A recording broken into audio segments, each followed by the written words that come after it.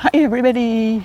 So today I am amending the soil in my pots, and I'm just doing these 8 pots. Actually it's 7 because this one has still a zucchini, which will probably produce more zucchinis if I fertilize it today.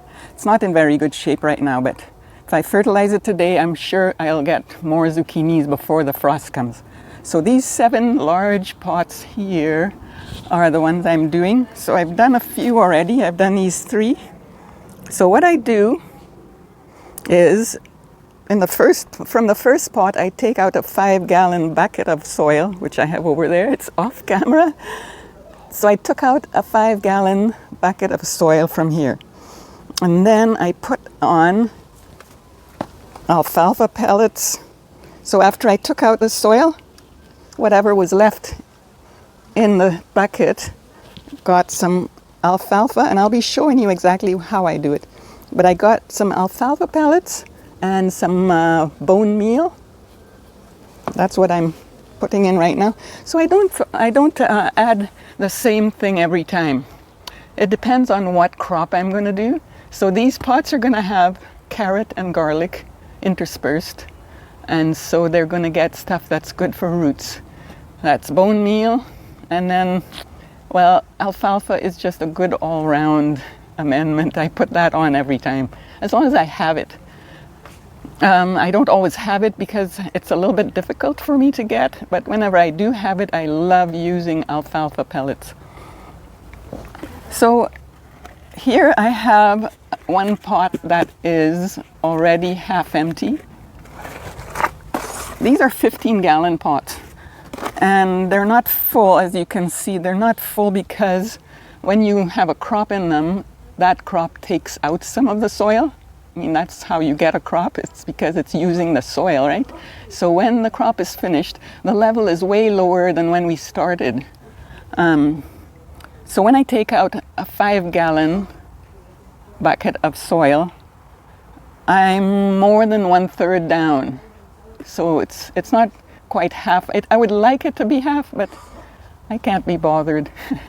So I just take out the 5 gallons. So now, I don't know if you can see that properly, but so now this one is about 1/3 down, okay? So now what I do, that's just my scooper.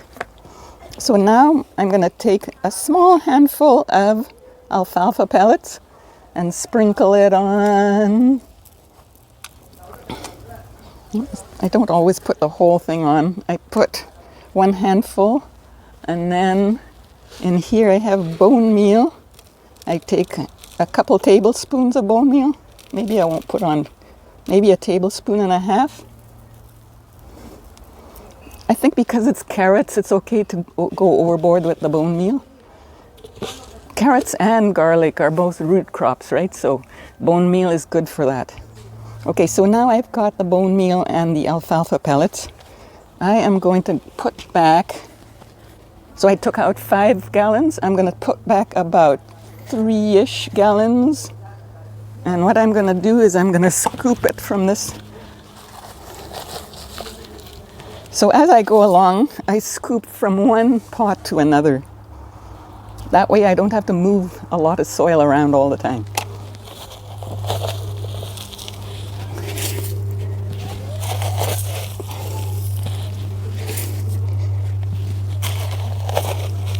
And then, I won't bore you with the whole thing, but when I've put back about 3 gallons, I will do the same thing. Alfalfa pellets, bone meal, and then bring it up.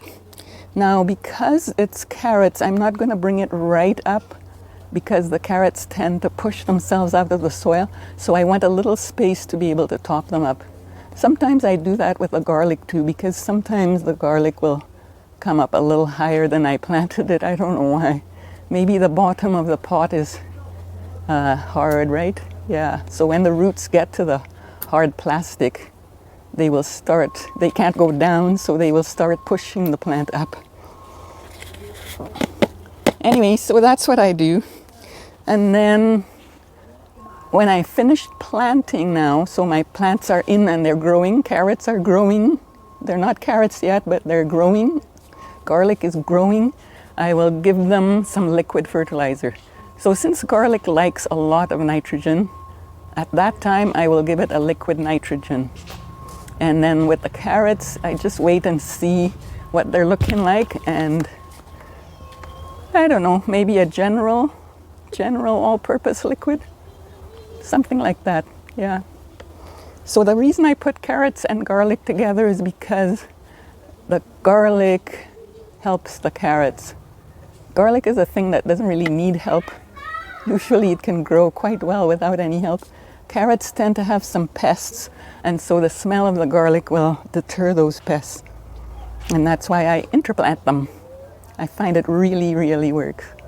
Okay, so if it's August in your place, I think most places, you could amend your soil right now. I am in lower mainland British Columbia, Canada, so our frost will be, I think it's November 3rd. Either somewhere between October 31st and November 3rd, I can expect frost. Our weather has been changing, so we're never quite sure anymore what's going to happen. But that's our frost. That's our frost week, that end of October, beginning of November. So I want to be able to get my carrots and garlic in by probably the middle of September. Give them 6 weeks to grow before the frost. So if you're in a different zone than me, you can just calculate that. You find out when your frost date is, and then 6 weeks before that, you can plant. And then I want to amend a few weeks before I plant. So when I'm amending, I'm actually a little bit late this year. I should have amended by now, but so I'm only gonna get 3 weeks of amending time. Yeah, that's cutting it close. It'll be 3 weeks from now that I plant, okay? So you need to let that alfalfa pellets and bone meal and earthworms will all work together to make the soil nice before you plant.